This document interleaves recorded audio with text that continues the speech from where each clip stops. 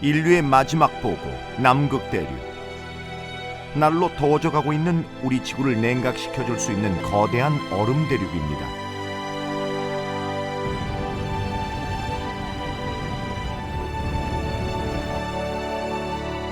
이곳에도 극한 환경에 적응해 살아가는 다양한 생명체들이 존재합니다. 우리나라 남극 세종과학기지가 위치한 킹조지 섬에는 대한민국의 발의에 의해 남극 특별보호구역으로 지정된 펭귄 마을이 있습니다. 우리 함께 그곳으로 머나먼 여행을 떠나볼까요?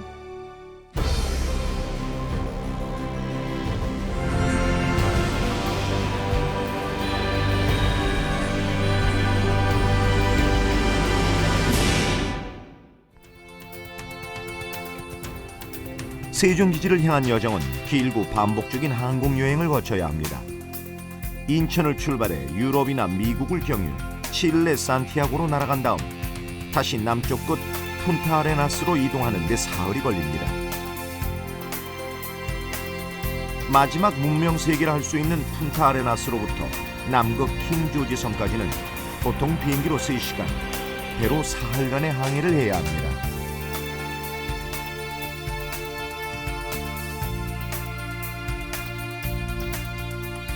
(1988년 2월에 준공된 세종기지에는 1년간 머물며 장기 관측을 담당하는 월동연구대와 하계기간 집중적으로 야외조사를 수행하는 하계연구대원들이 혹독한 기상 여건에도 열심히 조사 활동을 벌이고 있습니다.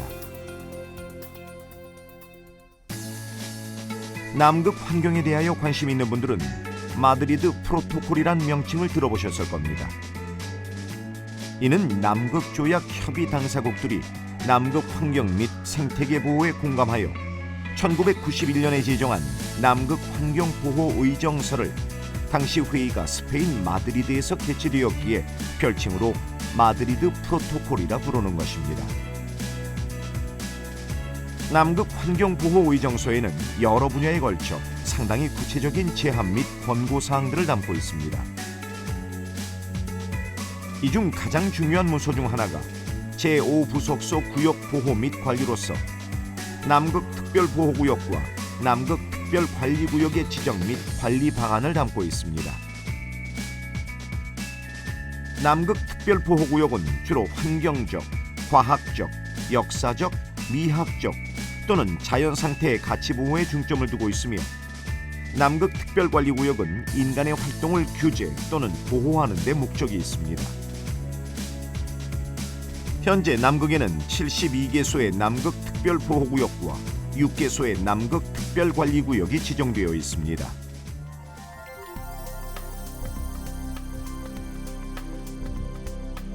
세종기지 남동쪽 산 너머 2km 지점에는 우리의 목적지인 펭귄 마을이 있습니다.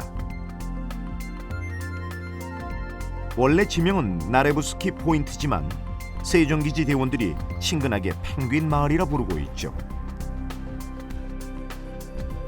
우리나라는 체계적인 사전조사를 바탕으로 2009년 제32차 남극조약 협의 당사국 회의에서 펭귄 마을을 보호구역으로 지정할 것을 제안했으며 당사국 만장일치로 채택되어 남극 특별보호구역 제171호로 지정되었습니다.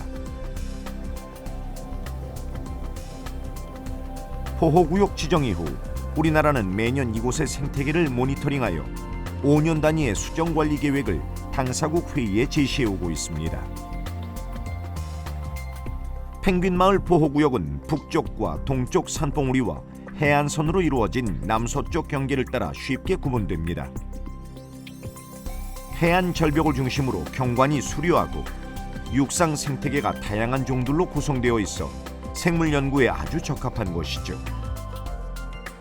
보호구역 일대에는 남극 식생을 대표하는 지류와 선태류가 대규모로 생육하고 있으며 여름이면 다양한 철새들이 번식을 위해 이곳을 찾아오고 있습니다.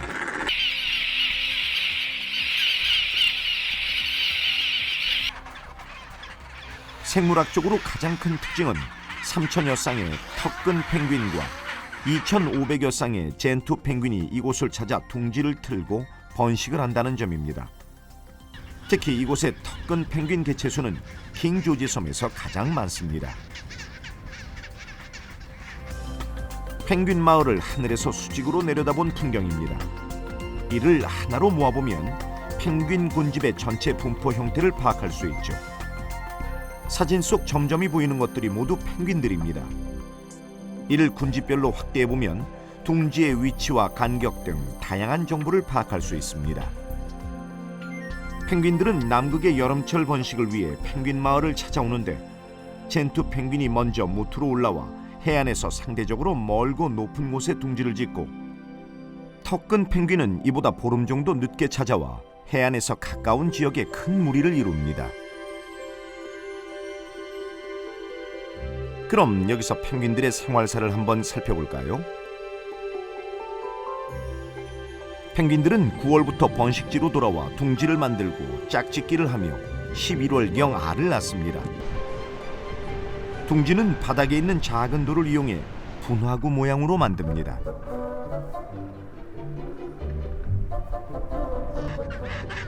남극은 추운 환경인 탓에 암수가 함께 알과 새끼를 돌보지 않으면 안 됩니다. 어미 펭귄들은 암수가 번갈아 교대를 하면서 부모의 역할을 합니다. 알은 보통 2개를 낳으며 약 35일간 알을 품으면 귀여운 새끼가 깨어납니다. 먹이를 먹고 돌아온 짝은 서로의 사랑을 지속적으로 확인합니다.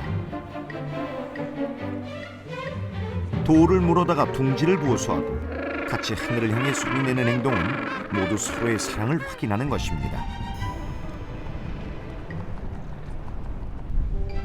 어미들은 약 12시간마다 교대하며 새끼가 깨어나면 교대 시간은 더 빨라집니다.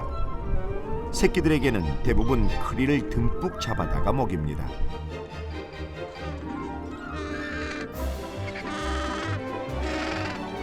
새끼들은 부화한 지 한 달 정도 지나면 주변에 있는 어린 새끼들과 함께 모여 커다란 공동 육아 집단을 형성합니다.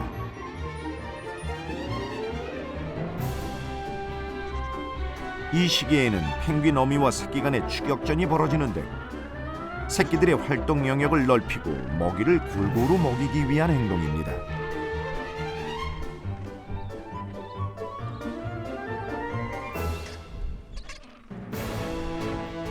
털갈이가 끝난 새끼들은 어미를 따라 바다로 나갑니다.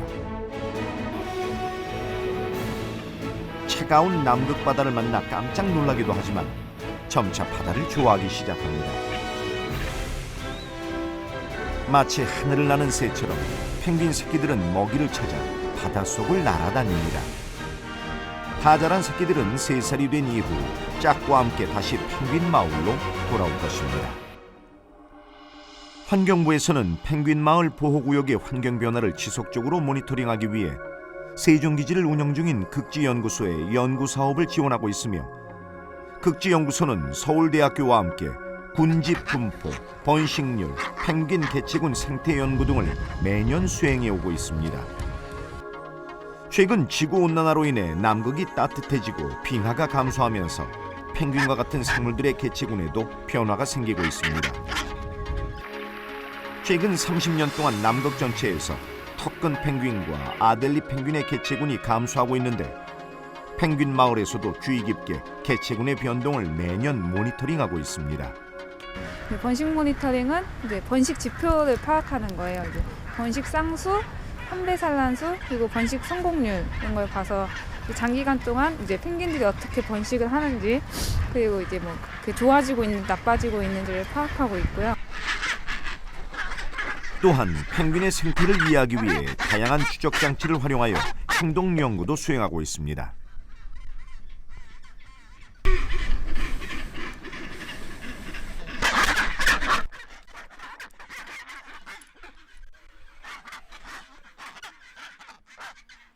이제 3가지가 따로따로 물속의 어떤 행동을 다 기록하게 되는데요. 첫 번째로 이 추적 장치는 어디까지 얼마나 멀리 나갔는지, 그리고 영상 장치는 실제로 그 새의 눈에서 얘네들이 어떤 먹이를 먹었는지, 그리고 어디로 어떻게 헤엄쳐 다니면서 다른 개체들하고 어떻게 인터랙션을 하는지, 이렇게 한번 기록이 계속 쌓이게 되면은 올해 바다 상황이 어떤지, 정확하게 이 크릴의 어떤 먹이 풍부도랑 같이 관련해서 지금이 환경이 펭귄이 번식하기 좋은 환경이구나, 뭐 그런 걸 같이 알 수가 있습니다. 킹 조지 섬은 남극에서 가장 주변부에 속하는 비교적 따뜻한 지역입니다. 따라서 해안을 따라 간혹 노출된 지역에는 식물들이 생육하기도 합니다. 이들은 대부분 지류와 선태류로 구성되는데 간혹 꽃을 피우는 현화식물인 남극 개미자리와 남극 좀새풀 두 종이 관찰되기도 합니다. 이는 남극에서의 기후온난화의 증거로서 매우 중요한 증거이기에 그 변화를 관심 있게 관찰해오고 있습니다. 그 좀새풀 군집은 위에 지상부, 그러니까 이파리 있잖아요. 그게 그 해 눈이 얼마나 빨리 녹느냐에 따라서 그게 증가하기도 하고 약간 감소하기도 하고 그렇게 왔다 갔다 해요. 근데 이 클로반투스 군집은 계속적으로 꾸준하게 증가하는 것 같아요. 기지 바다 건너편 아들리 섬에는 아델리 펭귄과 젠투 펭귄의 번식지가 있습니다. 이곳에서는 주로 칠레와 독일 연구자들이 모니터링 연구를 수행해오고 있는데 최근 비교 분석을 위해 우리나라와 공동 조사 활동을 벌이거나 매년 정보 교환을 하기 시작했습니다. 남극 대륙의 대부분은 연중 얼음으로 덮여 있기 때문에 육상 생태계는 실제 거의 존재하지 않습니다. 대신 해안선을 따라 형성된 연안이나 해양 생태계는 비교적 높은 생물 다양성을 보입니다.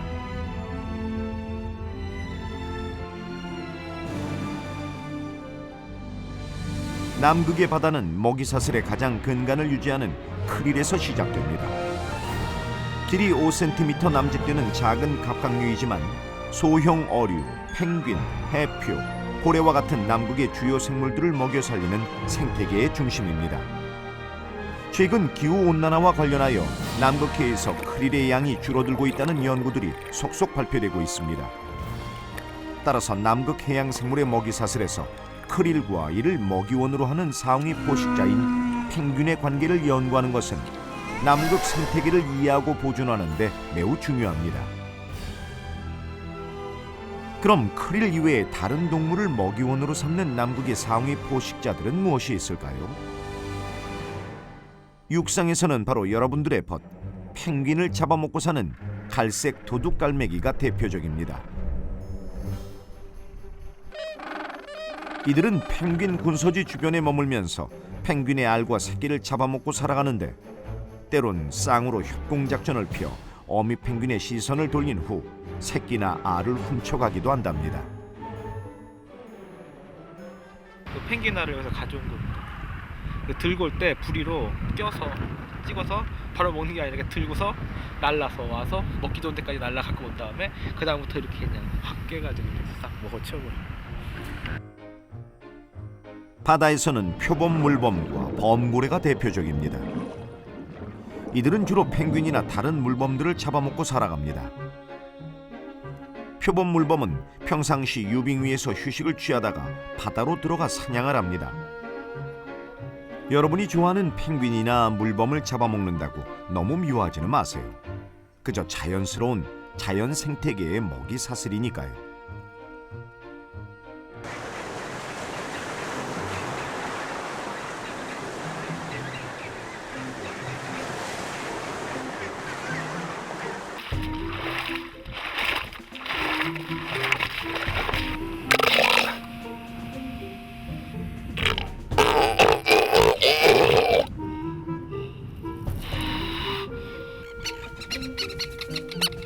펭귄 마을 주변에서는 펭귄 말고도 남극 제비갈매기, 윌슨 바다제비, 남방 큰 풀마 갈매기 등이 번식하고 있으며 이들 또한 크릴에 의존해 살아가고 있습니다.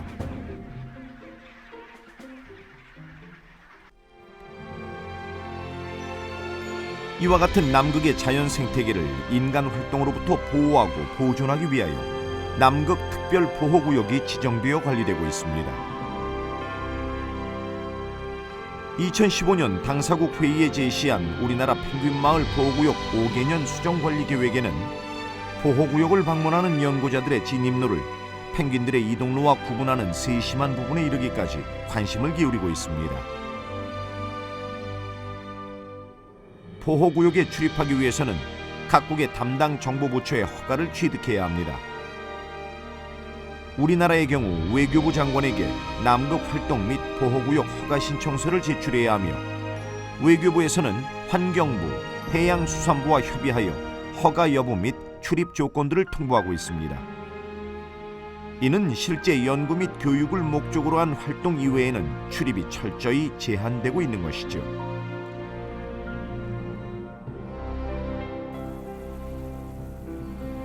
우리나라는 남극 세종기지에 이어 2014년 남극 대륙 북빅토리아랜드의 테라노바만의 제2기지인 장보고 과학기지를 건설하였습니다.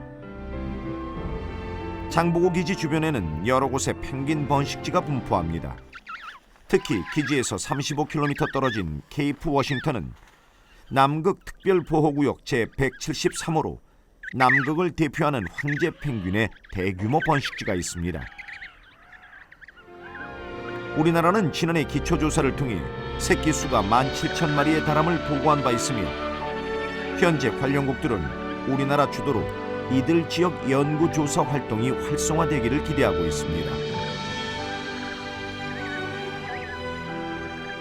남극 특별보호구역에는 젠투 펭귄과 턱근 펭귄이 번식하고 있습니다.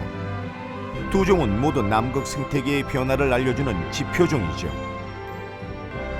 특히 최근 급속히 진행되고 있는 기후변화와 관련하여 그 숫자가 매년 크게 변화하고 있습니다. 따라서 남극의 펭귄을 연구하는 것은 지구 환경 변화에 따른 생태계의 변화를 확인하고 관찰하는 작업입니다.